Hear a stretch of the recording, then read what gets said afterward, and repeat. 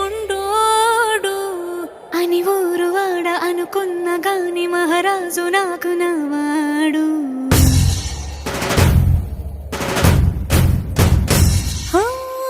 మాట పెడుసైనా మనసులో వెన్న రాయిలా ఉన్నవాడిలోన దేవుడెవరికి తెలుసును నాకన్నా.